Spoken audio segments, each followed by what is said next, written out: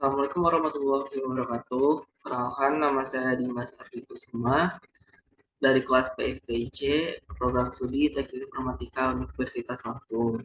Di video kali ini saya akan menjelaskan mengenai algoritma penjadwalan dengan metode yaitu SJF, yaitu Source Job First Scheduling dan Round Robin Scheduling.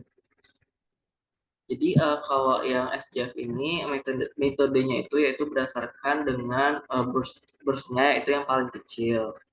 Kalau di sini dapat dijelaskan pada penjadwalan SJF proses yang memiliki CPU burst paling kecil dilayani terlebih dahulu. Nah, untuk sifatnya sendiri pada penjadwalan ini terdapat dua skema yaitu non-preemptif. Bila CPU diberikan pada proses maka tidak bisa tunda sampai CPU burst selesai. Yang kedua itu preemptif jika proses baru datang dengan panjang CPU burst lebih pendek dari sisa waktu proses yang saat itu sedang dieksekusi.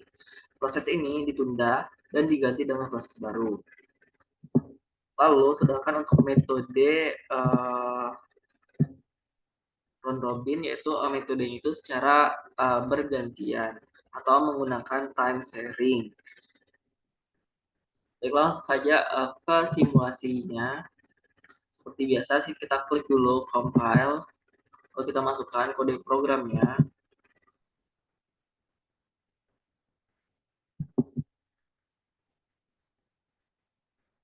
Kita klik load.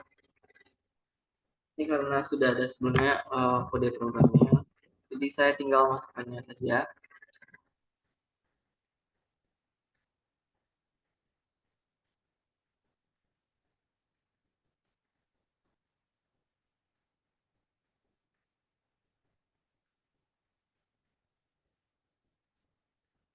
Nah, lalu kita klik compile.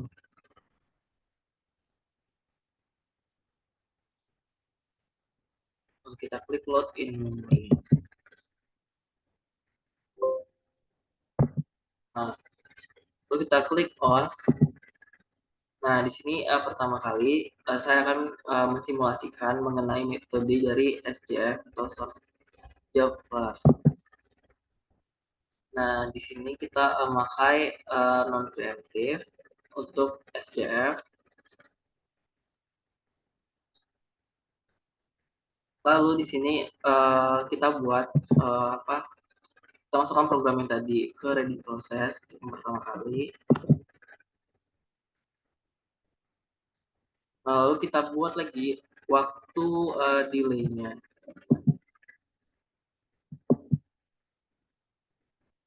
Pas lifetime-nya saya buat 5. Lalu kita klik create new process. Sehingga masuk ke kolom untuk delay-nya. Lalu kita buat lagi. Oke, plus lifetime-nya saya ganti menjadi delay-nya itu jadi 3, di sini saya ganti 12. Saya ganti 15.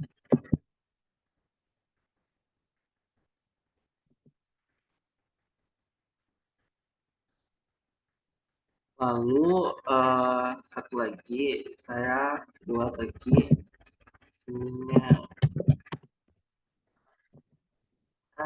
3, 15, 7.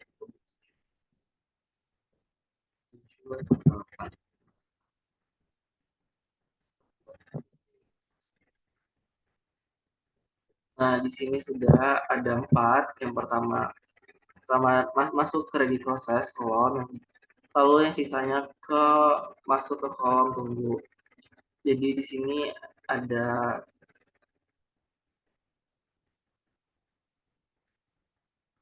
ada 4 dengan masing-masing delay-nya. Di sini itu ada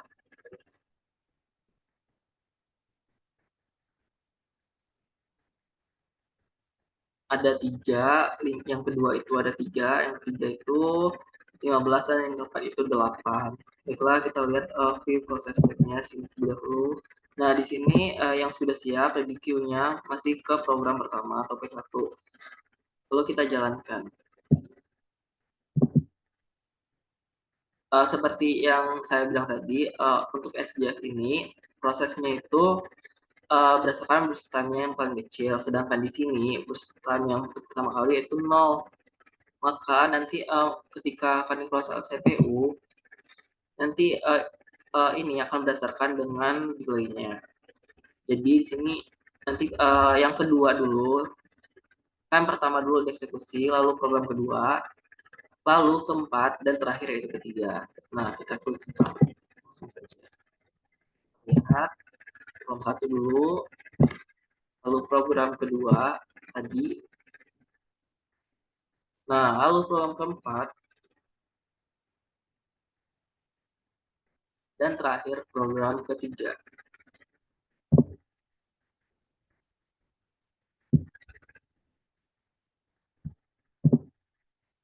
Dua,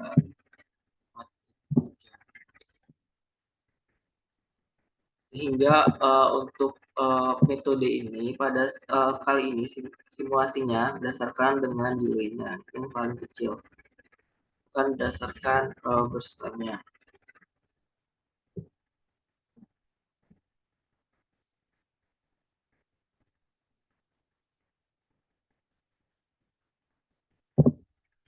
Karena burst time sendiri kita dapat melihatnya setelah waktu program tersebut dieksekusi.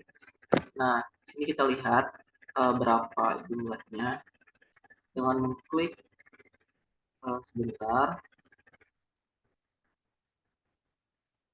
Nah, ini sudah selesai. Kita klik lagi view to view log. Nah, di sini dapat kita lihat. Nah, nih. Ini kita lihat bahwa nih P1 dulu. P1 waiting time-nya sebesar 0,21 detik. Lalu burst period-nya itu 95. Nah, lalu P2 lagi yang dieksekusi dari ready ke running. Untuk waiting time-nya itu sebesar 20,31 detik dan burst period-nya, nah ini kita dapat lihat yaitu sebesar 5. Lalu akan dieksekusi yaitu P2, P4 dari ready ke running. Di sini P4-nya itu sebesar waiting-nya sebesar 19,24 detik dan burst period-nya sebesar 5. Lalu yang terakhir yaitu P3, yaitu waiting time sebesar 15,96 detik dan burst period-nya itu sebesar 6. Untuk rata-rata proses waktu tunggunya itu sebesar 13,93 detik. Atau kita juga dapat melihatnya pada view proses statistiknya di sini, yaitu B1 nya 0, waiting time-nya P2 20, P3-nya 15, dan P4-nya 19. Nah, baiklah lanjut ke metode yang kedua yaitu round robin, di mana metode ini program akan dieksekusi secara bergilir atau bergantian. Saja di sini kita masukkan dulu yang pertama.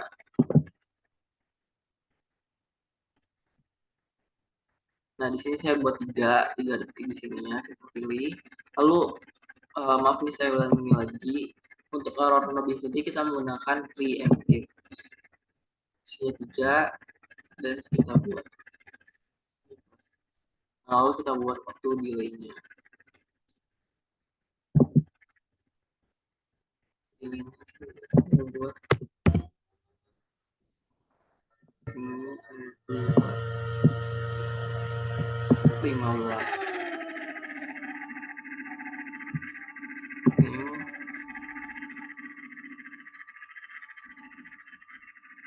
15. Lalu sini saya buat 7 di sininya saya buat 12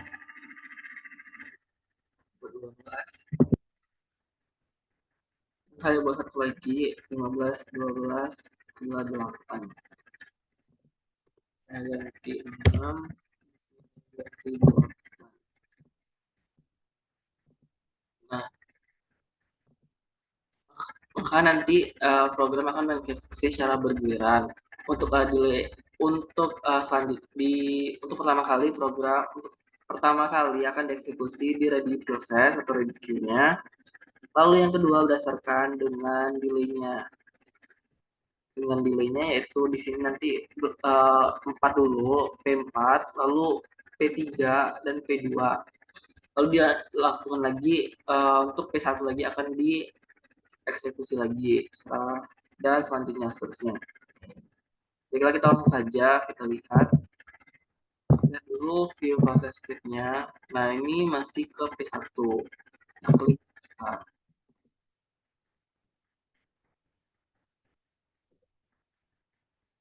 Ini kita lihat, nah ini P1 dulu akan dieksekusi pertama kali, itu dilanjutkan dengan P4, karena tadi delay yang paling kecil itu P4, lalu P3, P4, P3,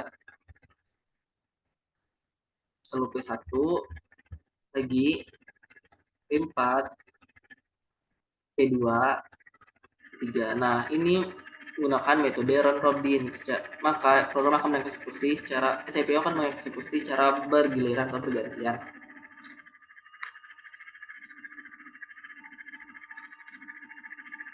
Di sini kita lihat lagi view log-nya.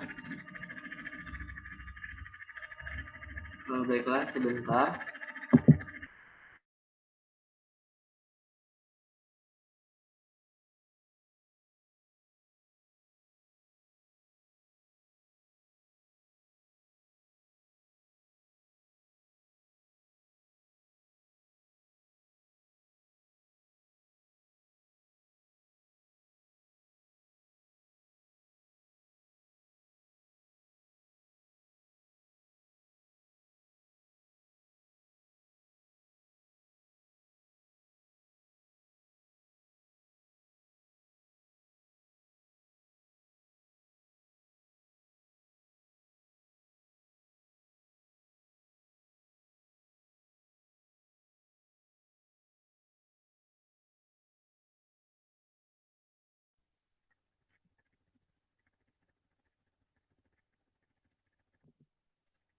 Nah, ini programnya sudah selesai.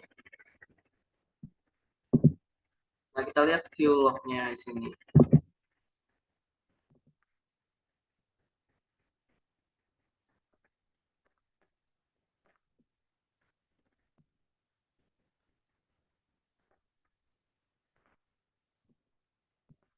Nah, ini view log-nya tadi. Di program 1 terlebih dahulu akan dieksekusi dengan waiting-nya 5,55, bus period-nya 8, lalu program 4,